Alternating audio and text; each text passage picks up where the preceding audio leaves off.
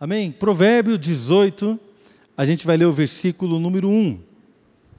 E eu vou ler em duas versões. Primeiro eu vou ler na versão NVI e depois eu vou ler na versão revista e atualizada. Então, primeiro a versão NVI diz assim: quem se isola busca interesses egoístas e se rebela contra a sensatez. Quem se isola busca interesses egoístas e se rebela contra a sensatez. E na outra versão diz assim: o solitário busca o seu próprio interesse e insurge-se contra a verdadeira sabedoria. Então, a gente vê que é o mesmo sentido, usando palavras um pouco diferentes.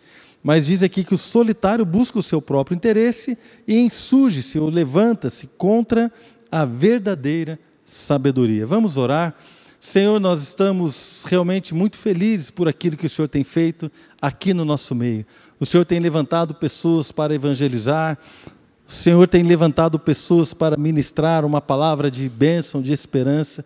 O Senhor levantou pessoas para escrever cartas, para contar o seu testemunho, para falar do teu amor. O Senhor tem levantado pessoas para, ó Deus, compartilhar os seus bens, pessoas que doaram bolos, que doaram café, doaram tantas coisas, suco, para que houvesse um momento, Deus, onde nós pudéssemos compartilhar o seu amor. E eu quero te louvar por isso. Nós queremos clamar nesta noite, que o Senhor fale conosco, que o Senhor continue ministrando ao nosso coração como igreja. Precisamos do Senhor. Deus, nós nos humilhamos diante de Ti e estamos aqui hoje, porque além de adorar o Senhor, o que é muito bom, é maravilhoso, nós também, ó Deus, queremos pedir ao Senhor que o Senhor fale conosco, que o Senhor toque na nossa vida, que o Senhor, Deus, corrija o nosso coração, que o Senhor nos anime, que o Senhor nos cure. Ó Pai, que a Sua palavra seja liberada sobre os nossos corações, porque nós queremos viver tudo aquilo que o Senhor tem preparado para nós. Te damos toda a honra, toda a glória. Fala conosco em nome de Jesus. Amém. Irmãos, então nós vemos aqui o escritor de Provérbio, ele no Provérbio 18, versículo 1, ele toca num assunto e diz o quê? Que aquele que se isola, a pessoa que se separa ou que vive sozinho, essa pessoa está buscando interesses egoístas e está se rebelando contra toda a sensatez. Eu gostaria de misturar um pouco os dois versículos, porque a outra versão diz que o solitário busca o seu próprio interesse e insurge-se contra a verdadeira sabedoria. Então, fazendo aqui um jogo de palavras, que você me permita fazer com as duas versões, eu quero dizer que aquele que é egoísta, aquele que se isola, ele é egoísta, então ele se levanta, ele se rebela contra a verdadeira sabedoria. A nossa atitude de egoísmo, buscar o nosso próprio interesse, faz com que a gente se rebele contra a verdadeira sabedoria. E quando nós colocamos aqui nesses termos, eu lembro de um texto que está lá em Tiago, capítulo 3, se você quiser acompanhar comigo. Tiago, capítulo 3, versos 14 em diante, diz assim, esperar alguns irmãos estão procurando, então nós estamos vendo que aquele que busca os seus próprios interesses, ou aquele que se isola, na verdade ele está se rebelando contra a verdadeira sabedoria, contra a sabedoria de Deus, contra aquilo que Deus tem para a nossa vida. Deus não apoia uma atitude de isolamento, Deus não apoia, a Sua palavra não apoia a minha atitude de me isolar, ou de buscar os meus interesses, sem me preocupar com as pessoas, ou sem me preocupar com aquilo que Deus tem para a minha vida. Deus não apoia isso. Quando nós olhamos aqui, lá em Tiago, capítulo 3, versículos 14 até o 16, diz assim: contudo, se vocês abrigam no coração inveja amarga e ambição egoísta, não se gloriem disso, nem neguem a verdade. Esse tipo de sabedoria não vem dos céus, mas é terrena. Esse tipo de sabedoria não é espiritual, mas é demoníaca. Pois onde há inveja e ambição egoísta, aí há confusão e toda espécie de males. Então, eu sei que a versão revista e atualizada, onde está escrito ambição egoísta, fala de sentimento faccioso. Mas, na verdade, é o mesmo sentido, porque o sentimento faccioso fala de separação, fala de isolamento. Lá em Provérbios fala, aquele que se isola, ele se rebela contra a verdadeira sabedoria, contra a sensatez. Então, irmãos, o sentimento faccioso é uma facção, eu me isolar das outras pessoas, é fazer divisão. É por isso que tem essa pequena diferença de tradução, mas o sentido é o mesmo.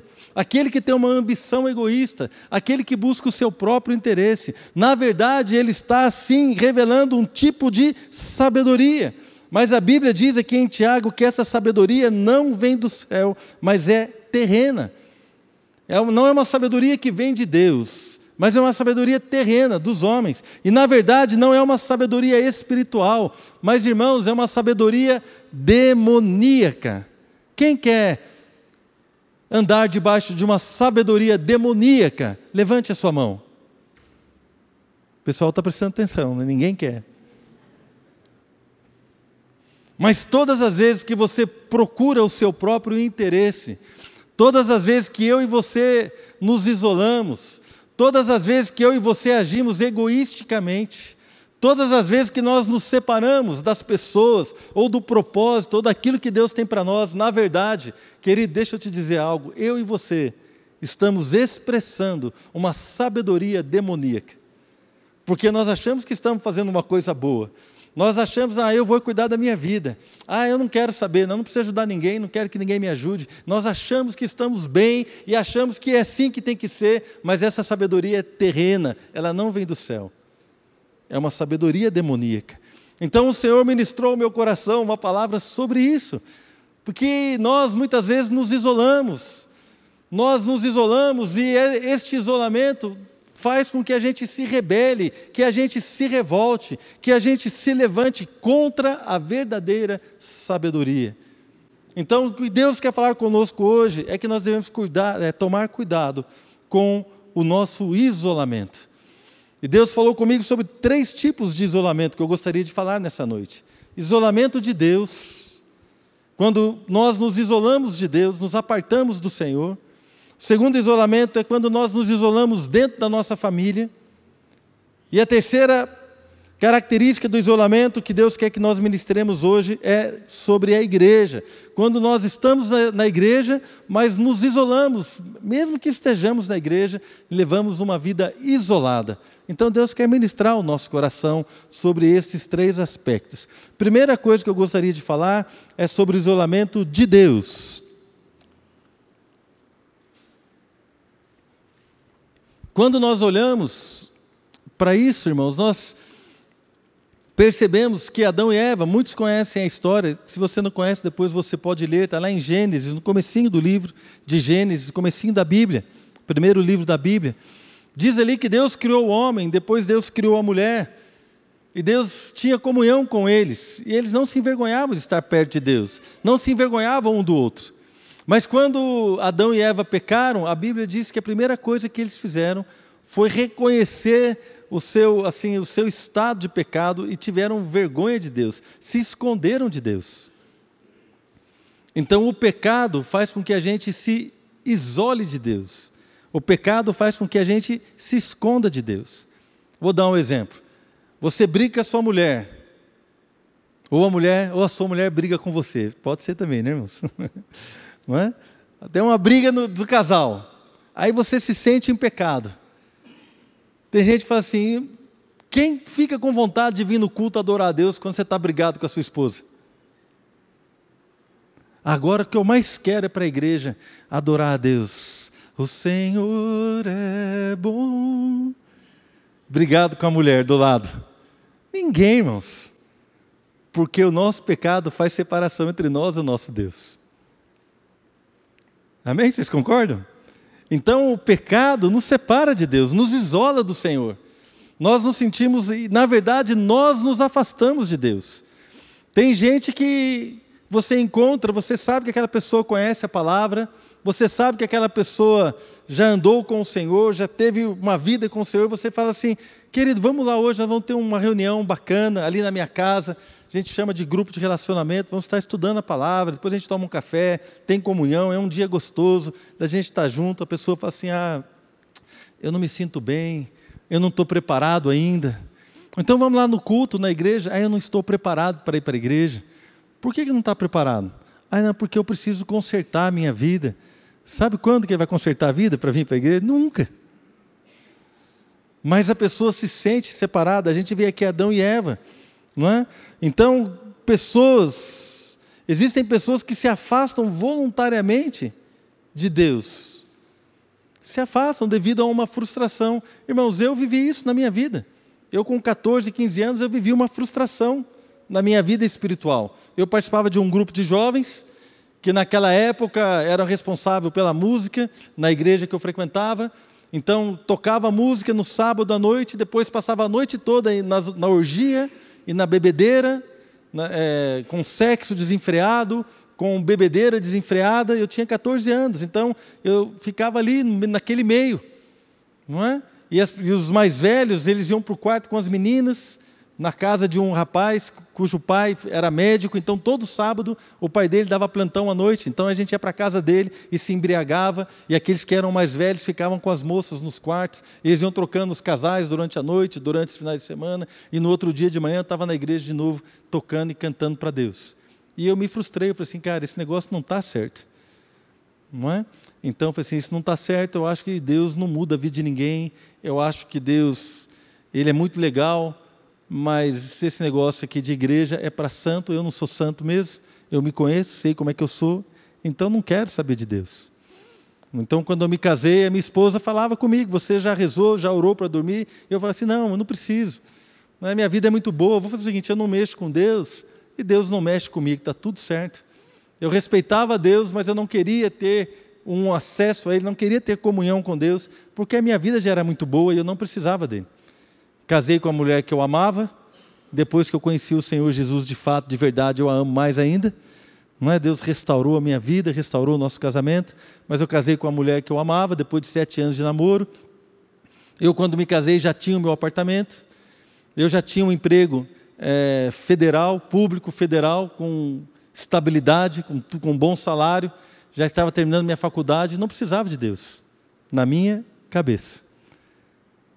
Até o dia que eu fui numa reunião, num culto, onde a minha esposa quis ir, e naquele culto eu me senti separado de Deus, porque durante o louvor, eu lembro que a minha frustração foi porque o louvor parece que não mudava ninguém, e de repente durante um louvor numa igreja, naquele louvor Deus falou comigo, e eu lembro que eu olhei uma mulher assim durante o louvor, e eu estava ali cantando, como eu já sabia, já fazia, qualquer um que olhasse para mim dizia, esse cara é crente faz muito tempo. E eu estava ali, levantava a mão, fazia os gestos e cantava tudo, a letra era projetada na parede, e eu cantava, e eu fazia os gestos, fazia as danças, tudo igual.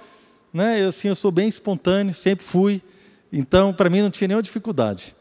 Qualquer um que me olhasse achava que estava tudo certo, mas aqui dentro de mim havia uma indisposição para com o Senhor. Mas de repente, no meio daquele culto, no meio daquele momento de louvor, eu olhei para uma pessoa, e aquela senhora, o seu rosto começou a brilhar. E eu não conhecia a Bíblia, Depois que eu li aquilo que Estevão teve, o rosto de Estevão, lá em Atos capítulo 7, brilhou, e todas as pessoas viram o rosto dele brilhando. Era a glória de Deus sobre ele. E eu não conhecia, e eu vi o rosto daquela mulher, e aquela mulher cantando uma música para Deus de adoração. O rosto dela começou a brilhar, e Deus me mostrou um tipo de vida diferente que eu nunca tinha visto. De alguém que tinha a glória de Deus sobre si, de alguém que cantava para Deus e Deus a escutava, de alguém que falava diretamente com Deus, algo que eu não imaginava que isso fosse possível.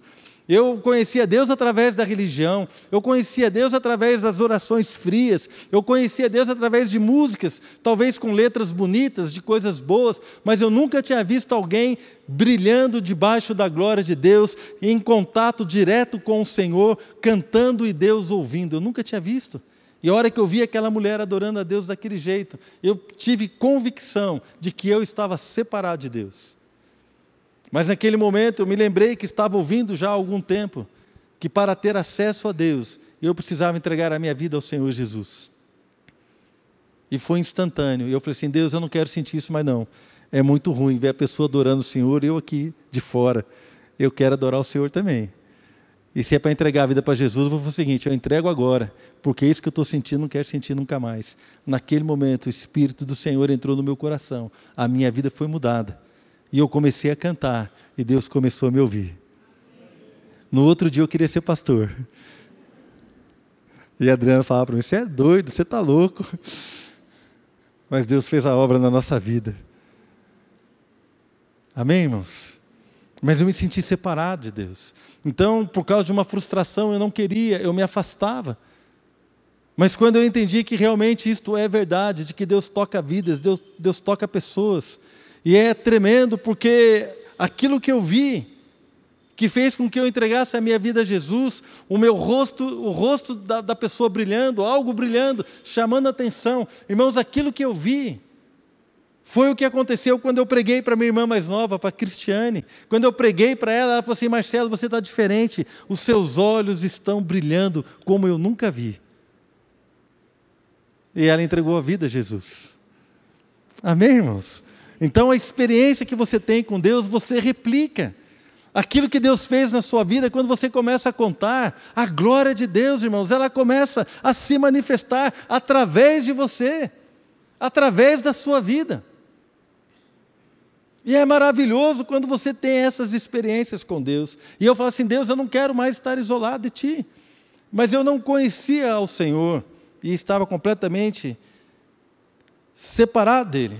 O Senhor Jesus, um certo dia, lá estava caminhando, lá em Mateus capítulo 11, versículo 28, Ele diz o seguinte: vinde a mim, todos os que estáis cansados e sobrecarregados, e eu vos aliviarei. Veja bem, a gente já está acostumado com esse versículo. Esse versículo às vezes está no Facebook, está nas placas de carros, está nos adesivos, está em vários lugares. E nós nos acostumamos com ele, mas veja só o convite. O Senhor Jesus fala assim: olha, vocês que estão cansados, vocês que estão sobrecarregados, venham até mim. E quando ele fala venham para mim, sabe por que ele fala isso? Venham, é porque as pessoas não estavam nele.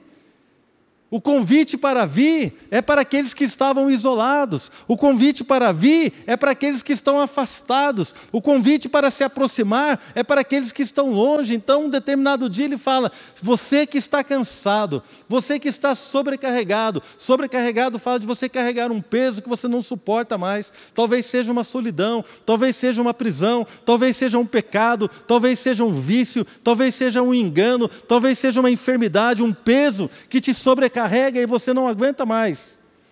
Mas ele fala: você que está longe e está com esse tipo de problema, venha para mim, venha, porque eu vou te dar alívio.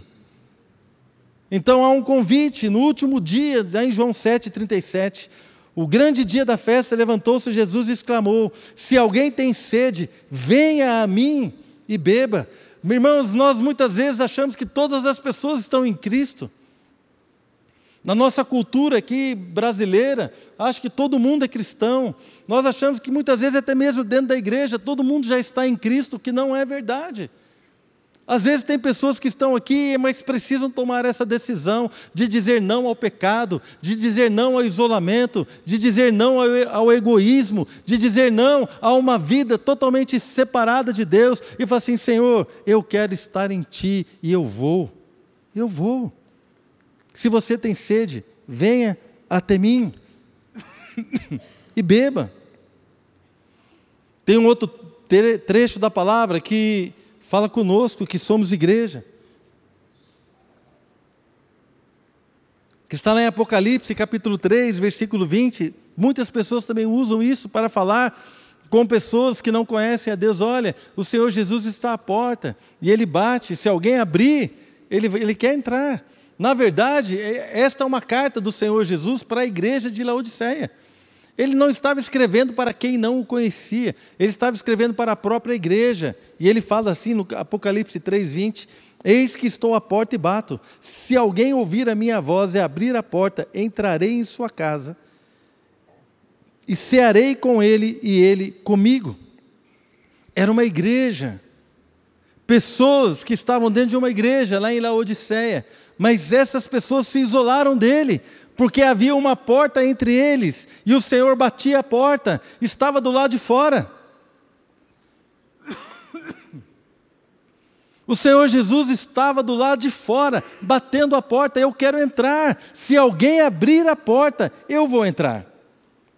Mas se alguém não abrir a porta, eu não vou entrar. Eles se isolaram dele. Por que se isolaram dele? Por que, irmãos? Essa é uma pergunta muito boa. Por que pessoas se isolaram de Deus? Por causa do pecado, por causa de uma frustração, por causa da incredulidade, por causa de luta, por causa de angústia, por causa de um peso, por causa de estar sobrecarregado, estar cansado e estar longe. Mas o Senhor fala: venham até mim, porque eu quero dar alívio. E a igreja, por que se isolou dele? Porque começou a cuidar da sua própria vida, começou a cuidar das suas coisas, começou a cuidar daquilo que era o seu interesse, e não mais se preocupou com aquilo que Deus queria fazer na sua vida e através da sua vida. Pessoas com ambições egoístas se isolaram de Deus e se rebelaram contra a verdadeira sabedoria. Então ele fala assim: olha, eu quero entrar. Segundo tópico que eu quero dizer é sobre o isolamento na família. Queridos, há pessoas solitárias vivendo em casa cheia de gente. Existem pessoas que são solitárias, morando em casas cheias. E há pessoas que moram sozinhas e não são solitárias, porque estão interagindo através do WhatsApp, estão ligando, estão conversando, estão sempre, encontram uma vez por semana, mas embora more sozinha há muito tempo, ela não é solitária, porque ela está conectada com outras pessoas.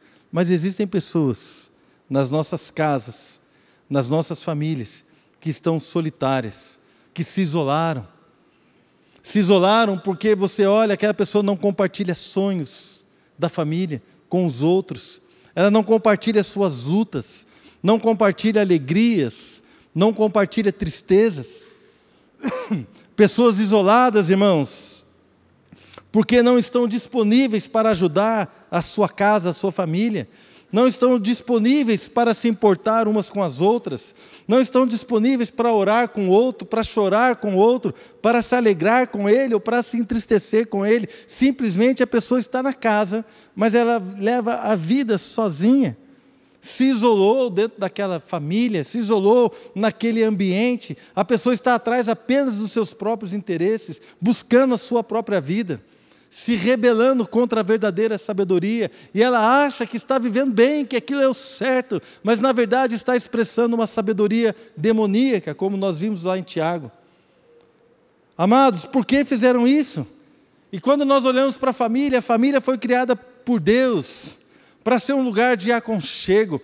A família foi criada por Deus para ser um lugar de carinho, para ser um lugar de bênção, para ser um lugar de segurança, para ser um lugar onde nós amamos uns aos outros, onde nós ajudamos uns aos outros. É para ser um ninho, um lar, um lugar abençoado por Deus. Um lugar para imprimir destino nos filhos. Fala assim: meu filho, você vai ser um homem de Deus. Minha filha, você vai ser uma mulher de Deus. Meu filho, você vai ser um marido exemplar. Minha filha, você vai ser uma mulher tremenda, abençoada, uma esposa assim abençoada, uma mãe de filhos. Eu abençoo a sua vida para imprimir destinos.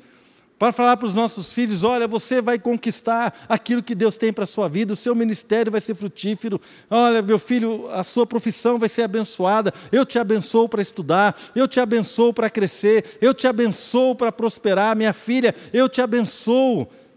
A família foi feita para isso, mas a família é o lugar onde causa as maiores feridas, os maiores estragos. A família é o lugar onde são causadas as maiores dores. Se um colega seu de trabalho te enganar, mentir para você e roubar um pouco do seu dinheiro, você vai ficar triste.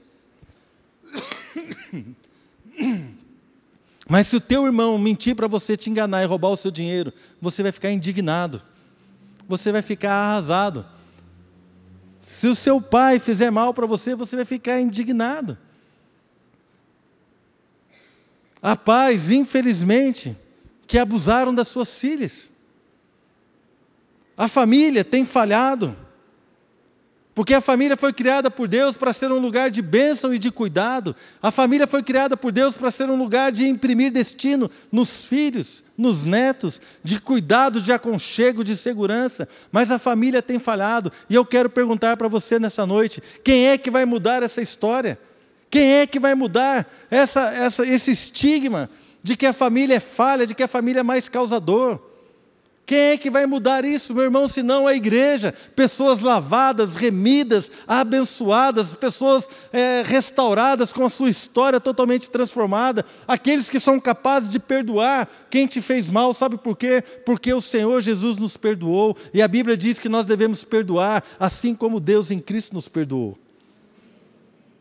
Irmão, quem é que vai mudar a história da família? Sou eu e é você. Amém? É você que vai mudar a história da família. Quantas famílias vêm de histórico de vícios, de drogas, vícios de bebida, de alcoolismo? Quantas famílias vêm de história de vícios, de adultérios e mais adultérios, de famílias separadas? Mas eu quero dizer para você, se chegou em você, querido, se Cristo entrou na sua vida, de você para baixo vai ser diferente em nome de Jesus. A sua família, a sua geração será diferente. Creia, libere bênção sobre os seus filhos, liberem bênção sobre a sua geração, imprima o destino de Deus, imprima aquilo que a palavra fala. A igreja, querido, é chamada para restaurar a família. Mas se nós começarmos a nos isolarmos dentro da nossa casa, se nós, como diz a palavra, aquele que se isola busca interesses egoístas, se você se isolar na sua casa, se você não compartilhar as suas lutas com a sua esposa, com o seu marido, se você que ainda é jovem, adolescente, se você não compartilhar os seus sonhos com os seus pais, se você não compartilhar as suas lutas com os seus pais, se você não puder confiar, querido, se você é pai, se você é mãe e o seu filho não pode confiar em você, nós estamos num momento errado. Nós precisamos restaurar isso, porque não pode haver isolamento dentro dos nossos lares, porque aquele que busca interesses egoístas se isola. Tem pai, tem mãe que trabalhou o dia todo, agora eu estou cansado. O filho vem, pai, vamos conversar um pouco? Não, agora eu estou cansado, eu preciso assistir o jornal. Agora eu estou cansado, eu preciso assistir esse filme. Eu estou cansado, agora eu não quero. Pai, vamos jogar um negócio? Não posso, filho, porque eu estou cansado. Se isolou no seu próprio interesse, se isolou buscando o seu descanso, egoisticamente, não está olhando para a sua esposa, não está olhando para o seu filho, não está olhando para aqueles que estão em dificuldade. Meu irmão, chega, basta. Nós somos a família que o Senhor tem chamado para ser diferente, amém? Nós somos homens de Deus, nós somos mulheres de Deus, nós somos a igreja do Senhor, chamadas às trevas para proclamar as suas virtudes, totalmente libertos de tudo aquilo que foi implantado, totalmente libertos de tudo aquilo que foi dito, totalmente libertos de tudo aquilo que foi ministrado através da religião, através das mentiras e dos enganos. Sabe por quê? Porque quando Jesus entrou na minha vida, eu sou uma nova criatura, as coisas velhas passaram, tudo se fez novo. Então, irmãos, não podemos nos isolar. Na família, aquele que se isola não compartilha a mesa, não ora uns pelos outros na sua casa, não ora na sua casa, uns pelos outros, não senta na mesa, não almoça junto. Irmãos, a mesa é um lugar maravilhoso de comunhão, amém? Na mesa a gente perde a hora. Quem já perdeu a hora na mesa? Estava lá na casa do pastor Milton, lá em Curitiba, né? A gente estava lá na casa dele, estava eu, Adriano, o pastor Fabiano, o pastor Etel, tomando café, e tinha um horário para ir lá para a casa de Zadok, para o congresso, e ficamos na mesa, irmãos, e conversando, e comendo e tal, e daqui a pouco, a hora que a gente viu, já tinha passado o horário de sair, a gente ainda tinha que se arrumar, perdeu uma hora. E o pastor Milton é uma benção, se ele me ver depois, né? Fica tranquilo, pastor, mas ele é uma benção. Ele é bem preocupado com o horário. Ele fala assim, nós vamos sair às 6h10. 6h10 você tem que estar pronto, irmão, senão ele racha você no meio. Que nem ele fala, né? E nós perdemos a hora. Ele falou assim, nós perdemos a hora. E foi aquele alvoroço, todo mundo saiu correndo, porque na mesa, irmãos, a gente perde a hora. Na mesa você esquece do jogo, na mesa você esquece do programa de televisão, na mesa você esquece das coisas, na mesa você olha nos olhos do seu filho, na mesa você olha nos olhos da sua esposa. A mesa é um lugar de bênção. A Bíblia diz, né, que bem-aventurado o homem que teme o Senhor e anda nos seus caminhos, os seus filhos ao redor da sua mesa. Amém, irmãos? Ao redor da mesa. A mesa é um lugar de bênção, não perca isso. Não se isole. Tem gente que pega o prato e vai para o computador comer. Olha, você que é jovem, tudo bem, quer jogar, não tem problema, pode jogar, mas eu quero dizer algo para você, querido, não se isole para jogar. Não se isole no seu celular, fica no joguinho, fica no WhatsApp com seus amigos, fica batendo papo com as pessoas, sente, olhe para o seu pai, às vezes seu pai precisa de um beijo, às vezes a sua mãe precisa de um carinho. Você que é adolescente, às vezes seu pai, a sua mãe gostaria que você fosse, sentasse no colo dele, desse um abraço e um beijo. Por que você não pode fazer isso? Eu quero dizer para você, Deus está olhando para uma geração que vai fazer a diferença. Vocês são jovens e adolescentes, vocês podem fazer a diferença hoje. Na vida do seu pai, na vida da sua mãe. Porque aquele que se isola, na verdade, está manifestando uma sabedoria demoníaca. Demoníaca. Não podemos nos isolar. E o terceiro isolamento que eu quero falar é na igreja. Irmãos, por que alguém se isolaria na igreja? Engraçado, né? Mas eu queria ler um texto com você lá em Hebreus capítulo 10, a partir do versículo 24, diz assim: consideremos-nos também uns aos outros. Hebreus 10, 24. Consideremos-nos também uns aos outros, para nos estimularmos ao amor e às boas obras. Não deixemos de congregar-nos, como é costume de alguns. Antes, façamos admoestações, né, ou exortações, e tanto mais quanto vedes que o dia se aproxima.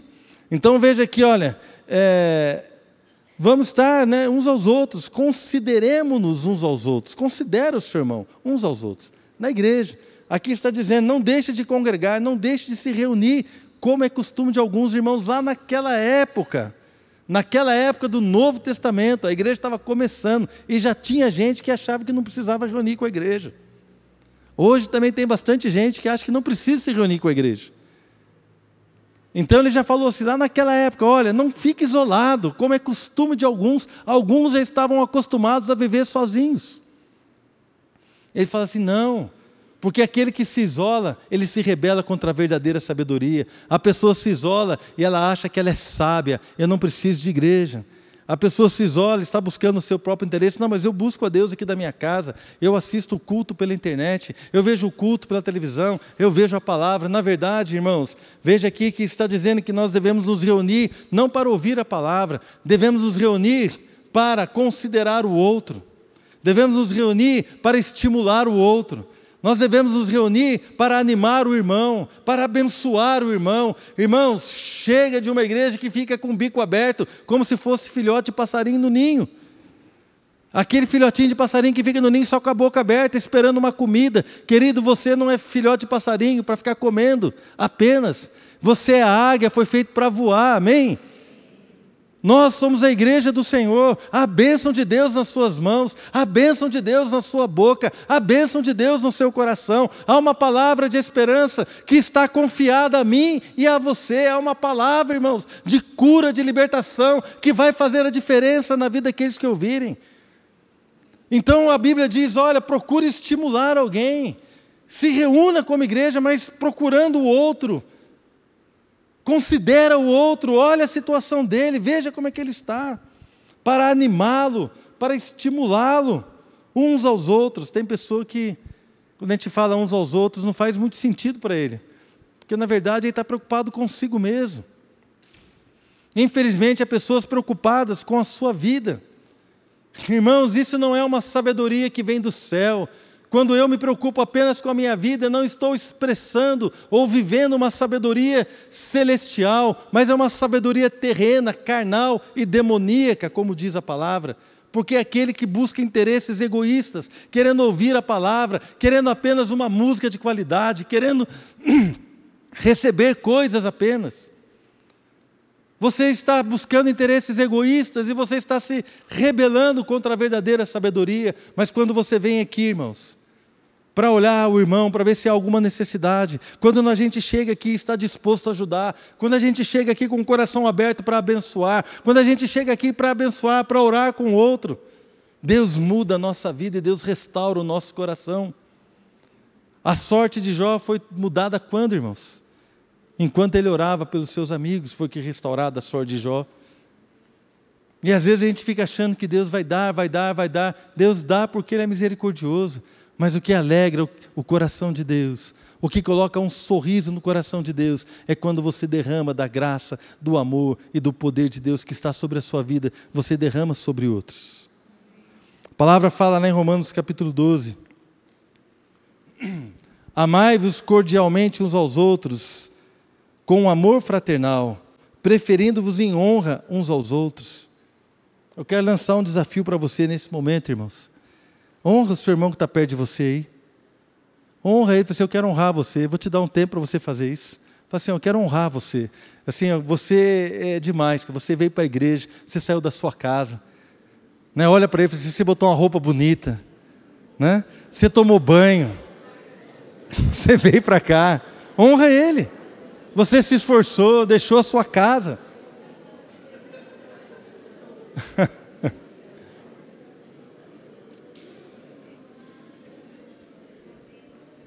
Querido, eu me alegro quando eu chego na igreja e vejo você. Amém? Fala assim, nossa, irmão, é gostoso quando eu te vejo. É gostoso quando a gente chega aqui, a gente pode contar uma piada, a gente pode brincar, a gente pode falar do amor de Deus, a gente pode falar do futebol, a gente pode falar de tantas coisas. Eu vejo seu filho crescendo, você está vendo meu filho crescer, nós estamos juntos.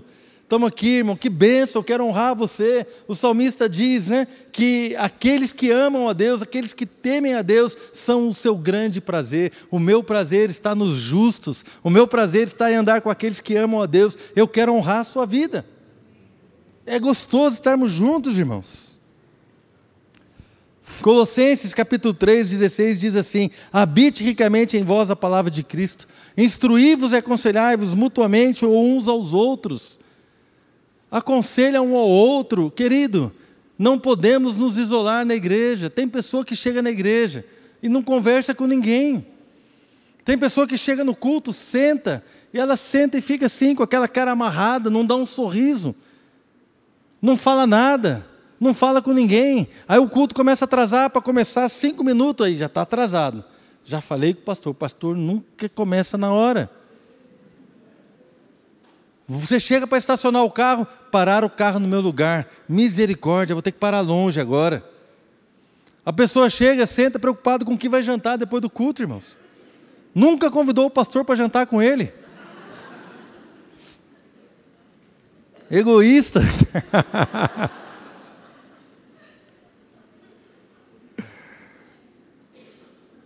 Ah, Jesus.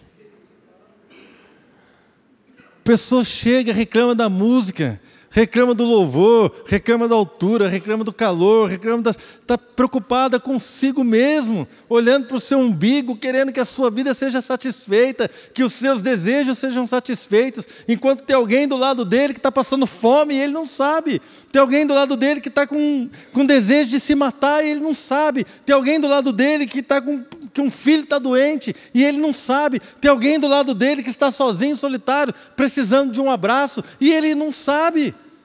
Sabe por que não sabemos? Porque não nos importamos, irmãos. Não nos importamos com o próximo, não consideramos o outro, queremos resolver os nossos problemas. Mas o Senhor não vai abençoar uma igreja assim, Deus não vai cuidar de uma igreja assim. Ele vai ficar do lado de fora e Ele vai bater na porta, olha, se alguém ouvir a minha voz, eu vou entrar. Irmãos, não podemos nos isolar. Não podemos nos isolar na igreja, não. Procure conhecer a pessoa que está perto de você, procure conhecer o seu irmão, faça parte de um grupo de relacionamento, faça parte de um ministério, procure conhecer, venha à igreja, conheça as pessoas, conheça a história delas. Falar um pouco agora sobre aqueles que estão com responsabilidade de ministério. Você que tem uma responsabilidade no seu ministério. O que leva alguém, irmãos, a abraçar um ministério? O que leva alguém a deixar da sua vida e cuidar de outras coisas? A não ser alguém que não busca o seu próprio interesse. É um amor, irmãos, que não busca o seu próprio interesse. O que leva alguém a aceitar uma responsabilidade na igreja? O que levou Jesus a abraçar o reino? A amar as pessoas? Irmãos, se nós não formos cheios do amor de Cristo, as nossas ações serão motivadas assim para o nosso bem-estar, para aliviar a nossa consciência. E apenas pagar uma dívida que a gente acha que tem. Tem gente que acha assim, eu preciso fazer alguma coisa, porque Deus me ama tanto, então eu preciso fazer alguma coisa para Deus. Então ela pega, ela vem, então eu vou, não sei, eu vou ficar no acolhimento, na portaria. Então ela vem, fica, mas o coração dela fala assim, essa camiseta do acolhimento é quente, essa camiseta não favorece o meu corpo. Essa camiseta é feia, mas tem que pôr, né? Porque, afinal de contas, eu vou trabalhar. E não está motivado pelo amor de Deus, não está motivado pela glória de Deus, não está motivado por o interesse na vida do outro, não. Está motivado apenas a suprir o seu coração. Abre a sua casa para receber um grupo de relacionamento, para receber a visita dos irmãos e fica preocupado porque derrubaram bolacha no tapete, porque os seus móveis estão estragando, porque de repente alguma coisa está esquisita, alguma situação está difícil. Eu não posso sair de casa porque eu tenho que receber gente em casa hoje. Ou então qualquer coisa, irmãos. O que está motivando isso? O que está motivando? O que é melhor? Uma casa limpinha, sem caco de bolacha, sem a glória de Deus? Ou uma casa onde pode ter uma baguncinha, mas a glória de Deus está sendo derramada lá? O que é melhor? Um local onde a bênção de Deus vai ser ministrada sobre vidas, onde o amor de Deus será derramado e haverá cura, libertação e conversão? Ou um lugar mais ou menos, tudo limpinho, tudo certinho? O que você espera da sua vida? Se nós formos cheios do Espírito de Cristo, o Espírito Santo é chamado Espírito de Cristo na palavra. Se nós formos cheios do Espírito de Cristo, esse mesmo Espírito nos levará a amar o que Cristo ama, nos levará a servir como Cristo serviu, e nos levará a interceder como Cristo até hoje está intercedendo por nós. Se nós formos cheios do Espírito de Deus, os interesses de Jesus serão os nossos interesses. Nós vamos poder falar como Paulo disse, Cristo vive em mim. Vamos poder dizer como Jesus dizia, né? A minha fome é fazer a obra do Pai, a vontade do meu Pai. Jesus teve fome, os seus discípulos foram buscar comida, e ele conversou com a mulher samaritana na fonte de Jacó, ali em João capítulo 4, e quando os discípulos voltaram com comida, insistiam com ele, mestre, come, e ele não queria comer. Ele falou assim, mas o senhor estava com fome, nós fomos buscar comida, daqui a comida come. E ele falou assim, a minha comida consiste em fazer a vontade do Pai que me enviou. Irmãos, se nós formos cheios do Espírito de Deus, a nossa comida vai ser fazer a vontade do Pai. Aquilo que move a nossa vida vai ser fazer a vontade de Deus. Isso é tremendo. Jesus tinha compaixão pelos perdidos. E ele chegou a dizer, irmãos, lá em João capítulo 14, versículo 12, Jesus disse, em verdade vos digo, que aquele que crê em mim, fará também as obras que eu faço, e outras maiores fará, porque eu vou para junto do Pai. Aquele que é cheio do Espírito de Cristo fará as obras maiores do que Ele fez, vai amar com o amor que Ele amou, vai amar as vidas como Ele amou, vai olhar para as ovelhas perdidas e vai se compadecer, vai olhar para as multidões e vai se entristecer. Irmãos, o dia que eu fui ler a Bíblia aqui nessa praça, e vi uns pinos de cocaína no chão, resto de droga, bebida, eu senti o amor de Deus por aqueles jovens. Puxa vida, Senhor, poderiam ter uma vida diferente, estão aí estragando a sua juventude, perdendo tempo com essas coisas. Nós então somos cheios daquilo que o Senhor tem para nós. João 14, 26 diz, mas o Consolador, o Espírito Santo, a quem o Pai enviará em meu nome, esse vos ensinará todas as coisas, e vos fará lembrar de tudo o que vos tenho dito. Quando nós somos cheios do Espírito de Deus, nós somos cheios de lembrança daquilo que Jesus disse. Quando você é cheio do Espírito de Deus, o Espírito, esse mesmo Espírito, te lembra tudo o que Jesus quer fazer na sua vida e através da sua vida.